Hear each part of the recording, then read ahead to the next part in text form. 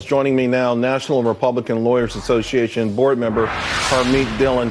Harmeet, this is in your part of the country out in the West Coast, and it's amazing in the sense that, let's face it, we were told by a lot of folks in the media and the Democrats, big news coming out of the Southern District of New York, maybe today or certainly soon. We didn't think it would be this. What's your initial reaction to Michael Avenatti potentially trying to shake down one of the world's largest corporations? Charles, I'm not surprised. I mean, I'm generally not one to comment on the woes of another attorney, but this guy is a particular piece of work. And the fact that he was able to extort or try to extort Nike is based on his media exposure. I mean, he's bragged about the fact that CNN gave him a lot of exposure. In fact, CNN put him on the air 74 times to trash our president over a 2-month period during the Kavanaugh hearings and after that.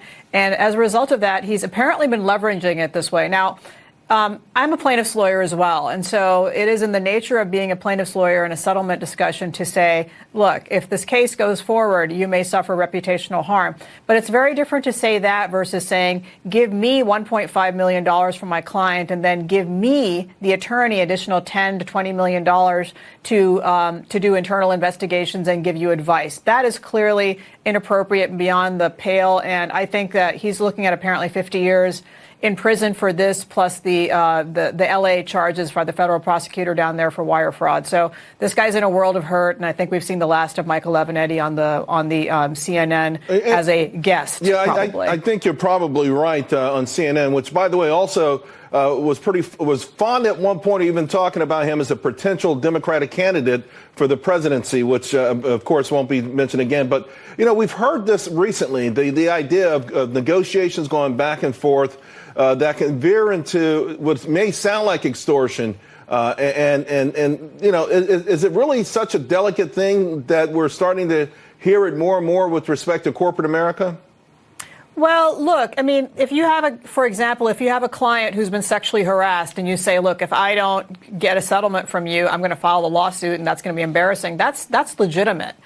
Saying if you don't pay me, the attorney, money extra on top of what my client's going to get to go away and prevent a press conference about the lawsuit or embarrassment, that's potentially extortion. And apparently in this specific case, it is. So, while I don't want to see attorney speech chilled, it is important that we have attorneys available to do their jobs. And settlements are actually good and they're beneficial to corporations. This type of thing is abhorrent and gives a bad name to the legal profession. And right. So I personally am glad to see this being prosecuted because it makes all of us look bad. And of course, if the charges are true from what we're hearing in Los Angeles, using client money, probably even more abhorrent. We've got less than a minute, but I do want to get your thoughts on the outcome of the Mueller report and the notion that maybe Democrats want to continue to push the issue.